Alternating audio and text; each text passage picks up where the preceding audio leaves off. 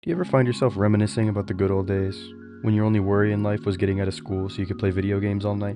I've recently found myself in my mid-20s, and I think about the simpler times a lot. Most recently, I've been thinking about the PlayStation 1. My dad had one of these bad boys growing up, and it was my first experience with gaming. My controller was probably unplugged half the time, but it's the thought that counts. Experiencing these early video games with my dad would go on to shape my life as a gamer. Over the last 2 decades and some change, I've played a lot of video games. And while thinking about my formative years, I've been wondering if these old titles stack up by today's standards. So today we'll be taking a look at the best-selling PlayStation 1 games. But there is a catch. I'm only giving each of these games 30 minutes to impress me. And then we'll be ranking them on this handy-dandy tier list. Our tier list is as follows. The superior tier is for games that are timeless. You could theoretically play these games at any point in time and they'd still be fun. The ahead of its time tier is for games that show their age, but they do something incredibly well that still makes them fun to play. The better than expected tier is for games that I had low expectations for coming in, but pleasantly surprised me. The can't recommend tier is for games that I wouldn't personally recommend to anybody, but might still be fun if you played them. The don't waste your time tier could have been renamed the Dookie tier, but for the sake of keeping it professional, we'll keep it the way it is. These are games that I can't imagine were fun at any point in time. I do want to add a bit of a caveat to the beginning of this video. There are a lot of top 10 lists out there that are completely different. I just went with the one I saw the most consistently. Even just in starting this recording, the list I was using on Wikipedia has been updated. I couldn't get my hands on a couple of the games, so I had to move some of the games into the top 10 for the sake of the video. So if your favorite game didn't make the list, put it down in the comments and let me know what I should play next. And with all that being said, let's jump into some classics.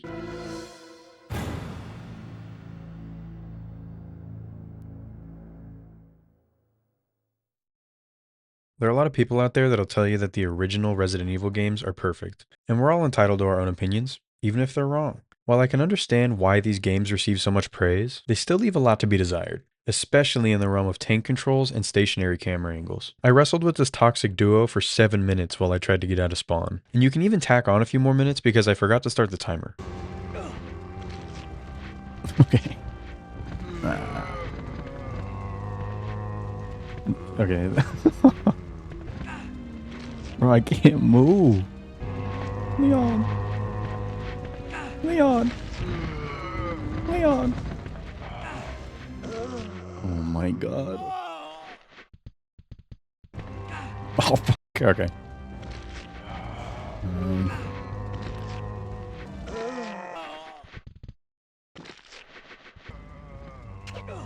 No! Am I supposed to run? Oh my god. I'm gonna freak out.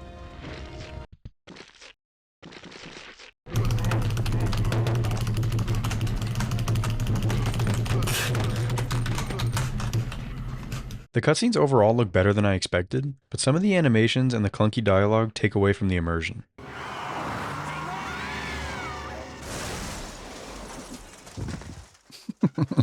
Freeze! Okay. Who are you? What are you doing here? Hold your fire! I'm a human! Sorry about that. This game isn't scary at all by today's standards. The atmosphere isn't very scary and they don't really play any ambient sound effects. I actually laughed at the introduction of the liquor because they didn't even bother to put sound effects in. Okay. There are also like no healing items in this game. You don't get your first heals until you've made it all the way to Raccoon City PD where the first save station is. And you have to mow down 1,000,000 zombies just to get there.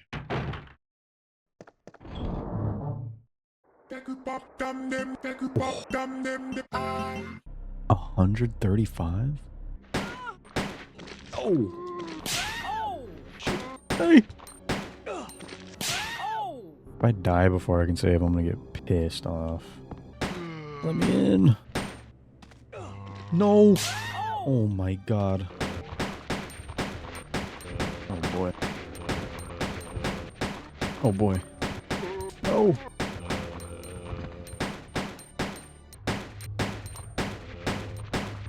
I really don't remember this many zombies in the remake.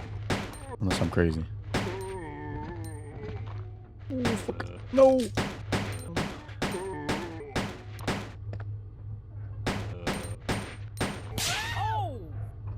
Okay, the 135 bullets thing is starting to make a lot of sense. If you're interested in figuring out tank controls for yourself, then this game is for you. At the end of the day, it was still a fun challenge for me, and I did have a lot of fun playing this game, but I do think the 2019 remake is a better starting point for anyone who's new to the franchise. It's not perfect by any means, but this game was definitely ahead of its time.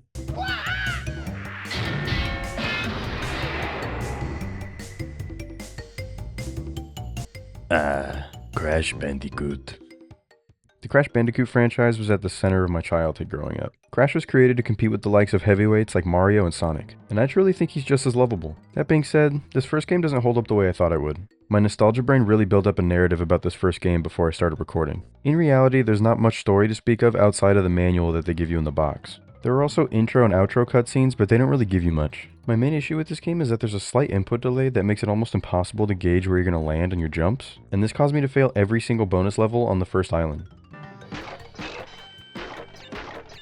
No!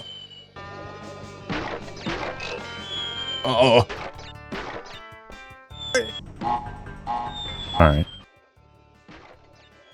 There's actually no way. This game is also incredibly easy until the last 2 levels. Like, even the boss fights are super easy. Take Papu Papu here, for example.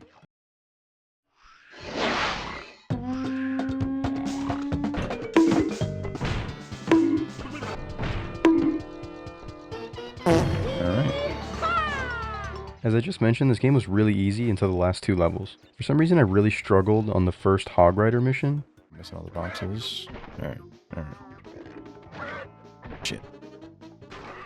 Never came up with these visuals. Oh man, I'm trolling. What? No! No! Right. No! Oh my god, I did it again. I need to go right. Oh. No!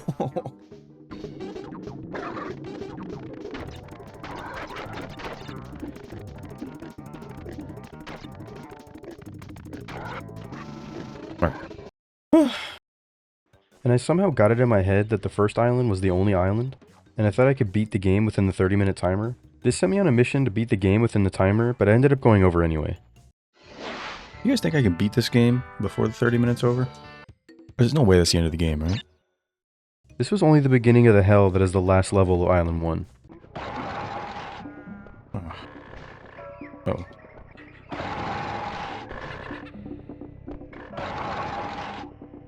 Oh! I'm getting antsy now.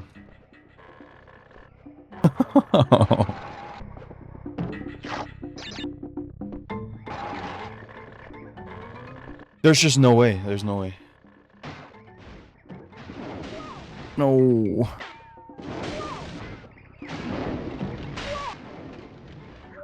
Dude, I'm actually selling.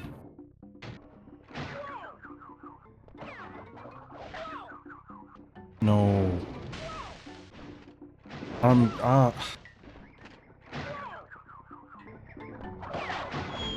What?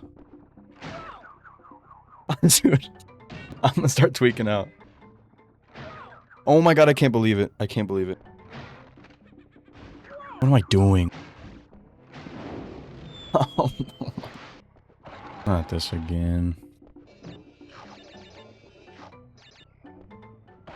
Oh. It wasn't even the end of the game. Okay. At the end of the day, this game is still enjoyable to an extent. But given the knowledge I have about the Insane trilogy, I would just recommend playing the remake. It's going to be a much more polished and enjoyable experience. And for that reason, I'll be throwing it in the can't recommend tier.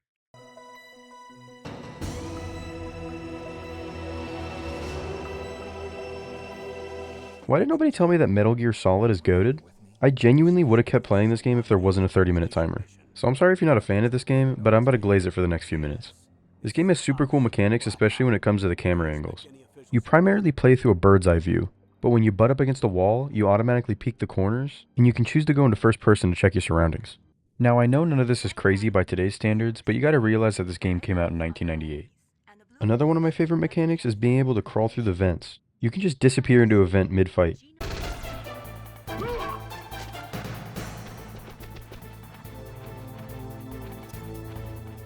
If there are mice, that means there must be an exit somewhere.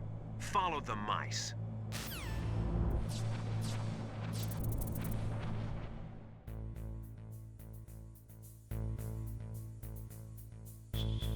The cutscenes also look great in this game.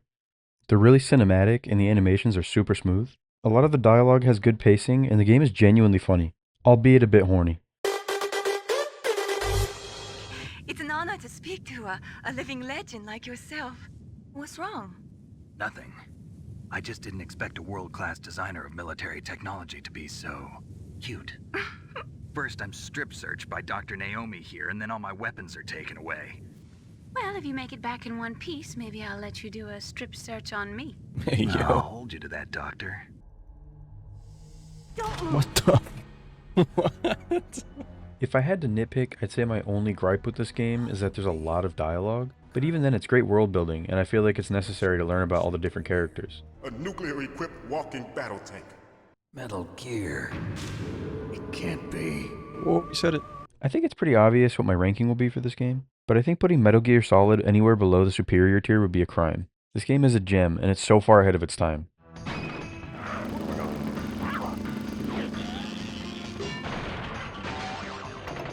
Crash Bandicoot War!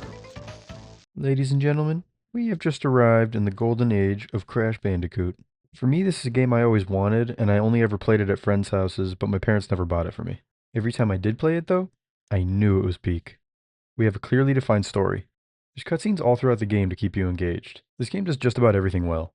They introduced this super cool spawn/hub area where you select your levels, and they introduced a ton of new mechanics, including my favorite, the belly flop.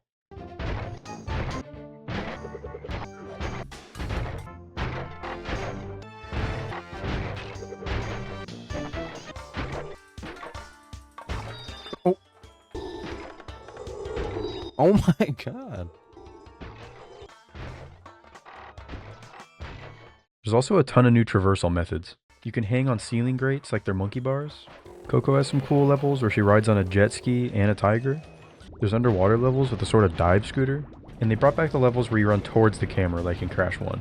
The boss fights also provide more of a challenge than they did in Crash 1. Oh. Oh! Oh shit. Oh!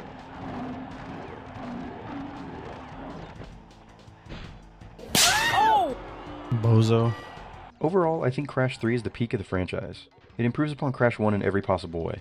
I had a lot of fun playing this game, and I would still keep playing this game, so I think it's only fair to put it in the superior tier.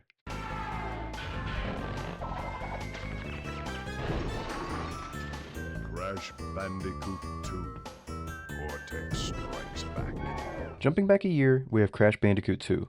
This is the best-selling game of the Crash franchise on the PS1, and it's clear to see why. It greatly improves upon everything that Crash 1 established, and it lays the groundwork for everything that makes Crash 3 such a great game. We have our slide and our belly flop, a greatly improved level select. Bring me the crystals, Crash.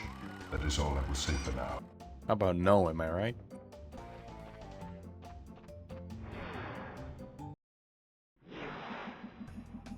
And has a much more defined story than Crash 1. But having played Crash 3 before this, it helped me realize that the levels aren't quite as diverse.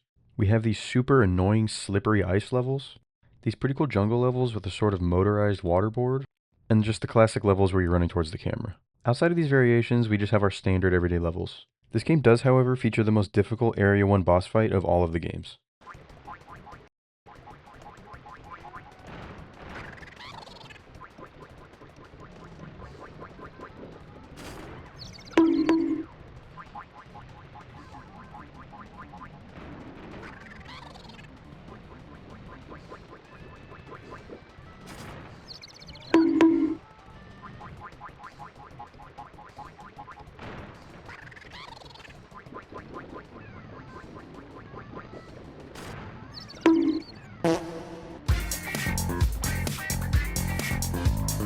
I did have a lot of fun with this game, and it is the game that I played the most growing up. But after playing Crash 3 and removing the rose-colored glasses, I think I realistically have to put this game in ahead of its time.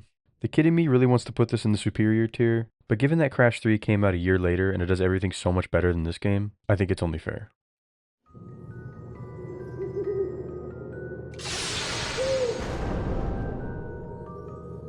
I have something to admit.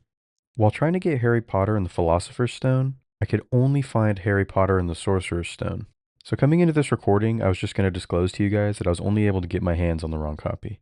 But after doing a little more research after the fact, I found that the Sorcerer's Stone was the US release and the Philosopher's Stone was the UK release. And the reason I'm telling you any of this is because this game is pure and utter dog shit. I thought it would be a funny story to tell you guys that I just bought the wrong game and it was terrible, but it is the right game, and it's one of the worst games I've ever played in my life. This game gives a little storybook intro for anybody who might not be familiar with Harry Potter lore, but after a short conversation with Dumbledore, you're just thrown in to do whatever. This game has no clear direction. This looks horrendous.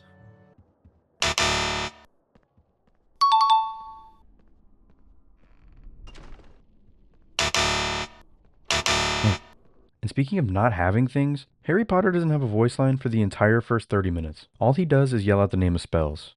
Why doesn't Harry talk? Did he forget to record the Harry Potter voice lines? Okay, so we got a grunt out of Harry, but no voice lines yet. Flipendo! Oh, we got a voice line!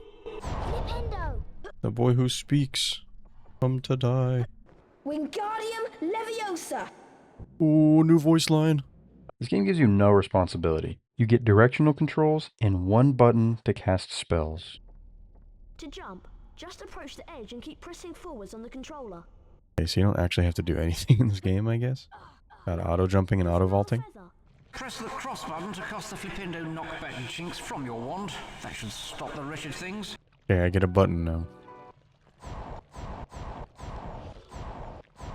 The most exciting parts of this game were a dancing rat and hearing Wingardium Leviosa for the first time. Ooh, 20 points to Gryffindor. Oh shit! The rat was busting a move. Ow. Learn the spell Wingardium Leviosa. Oh. Try one move. The Draco Malfoy fight could have been good, but it's also butt, like the rest of the game. Dude, I still got 10 more minutes of this game. Let me teach you about wizard crackers. What do you call me? I don't know what I'm supposed to be doing. I can't do anything. Oh. I'll give you a taste of my super wizard crackers.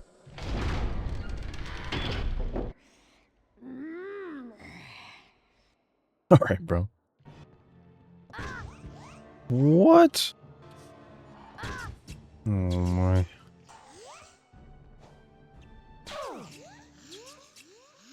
Crab, you idiot! I will show this twit who the real wizards are. Bro's got an army. What the hell?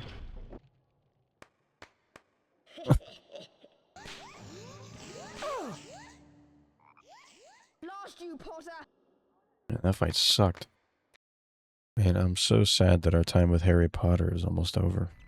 This game might be fun to a die-hard Harry Potter fan, and while I think the movies are great, this game does not cater to me in any way. It honestly just feels like the game was made to capitalize on the success of the films, and for that reason, I feel comfortable throwing it in the don't waste your time tier. And you know what? This game was so bad that I think I'm going to take my professionalism back.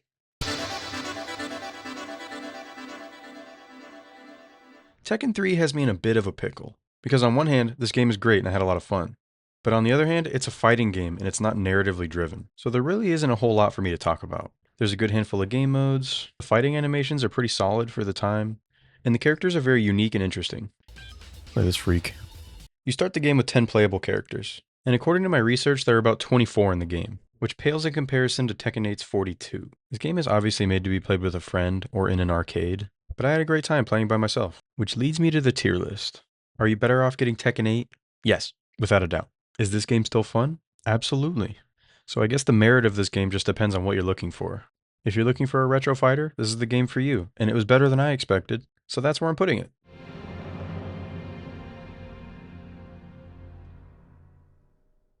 Final Fantasy VIII. From what I can see online, this game is very polarizing among Final Fantasy lovers, and I can definitely see why. I had never played a Final Fantasy game coming into this, and that appears to have been a mistake. The junction system is a lot to take in, and outside of the tutorial, I kind of just disregarded it for the most part. I have no idea what's going on. The pacing is a bit slow to start, but it kind of just throws you in after.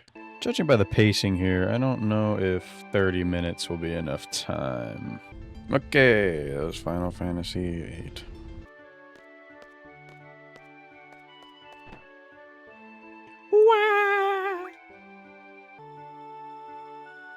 Sorry, I don't have the time. I have 30 minutes.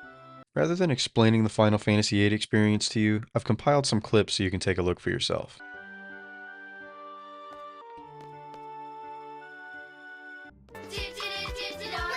What the? Whoa, this is making me dizzy. What the hell? I don't think the fire cavern's over here. Where am I? I'm so lost. No. Did I go the wrong way? That is the loudest fucking noise. Oh my god. Oh. I'm supposed to take the train? What? Dude, where am I going? Surely if I stay on the road, I won't get jumped. East. There's no compass. Is there a compass? Where's east? Oh my god. Ah.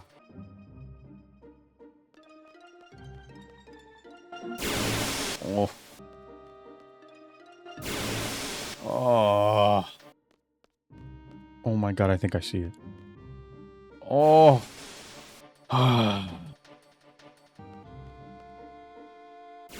You have got to be kidding me. Flirting with me. Aren't you supposed to be a teacher? Zubat. Okay, well that was really easy. So, yeah.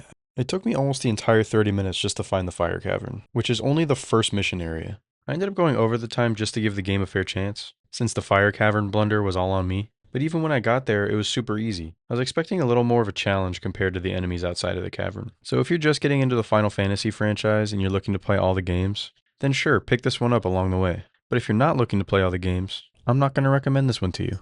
From what I can tell, the games aren't narratively connected, so you're probably better off just playing the newer games.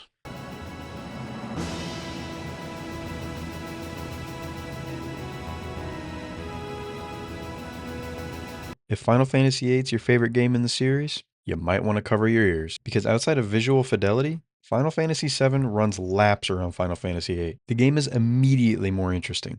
You are the new protagonist, Cloud, and with a band of misfits, you're trying to break into a reactor to blow it up.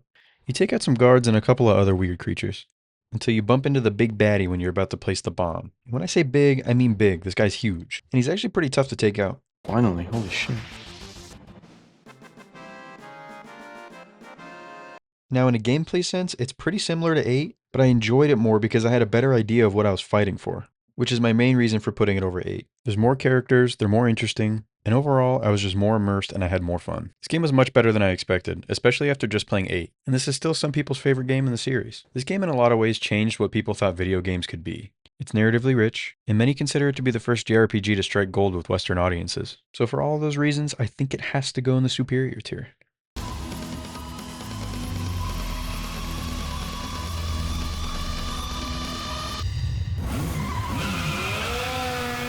Here we are, at our #1 best-selling PlayStation game. This is one of, if not the first racing game to introduce realistic physics, and it also has a pretty fleshed out career mode, which they call simulation mode. In simulation mode, they give you $10,000 to start. With this $10,000, you can choose from a variety of car brands, and you can buy a new or a used car.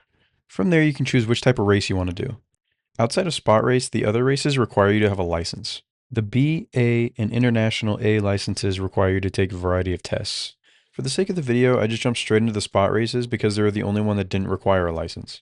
They make you do a qualifying lap before you get into the actual race, which is pretty arbitrary because I placed 6th in every single qualifier, but I still qualified for the actual race. See, we gotta set low expectations so that they're not ready for us when we get into the real thing. There's definitely some sort of catch-up mechanic in the game, because on multiple occasions I ate shit and I was still able to catch up to the pack.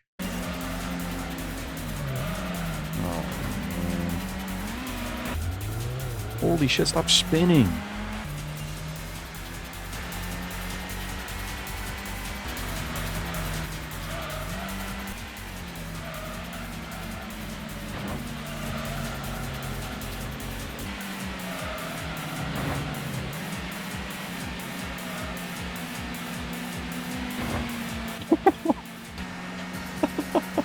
Hey, what'd I tell you?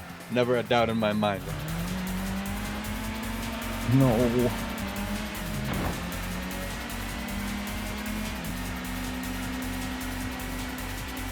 No.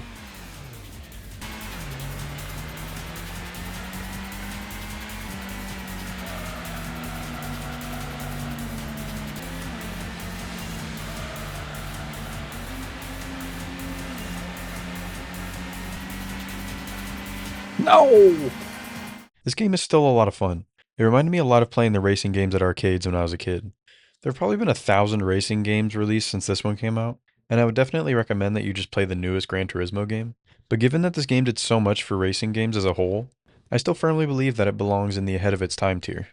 And that's the video. If you made it this far, please consider liking the video and subscribing to my channel if you want to see more like this. This is my first video, and I had a ton of fun making it. I plan on making a lot more videos like this, so in the comments, let me know which console you want to see next. And like I said at the beginning of the video, if your favorite game didn't make this list and you want to see me play it later on, let me know what it is in the comments. I'd love to explore the games that made your childhood special. But anyway, that's it from me. Thanks for tuning in, and I'll see you in the next one.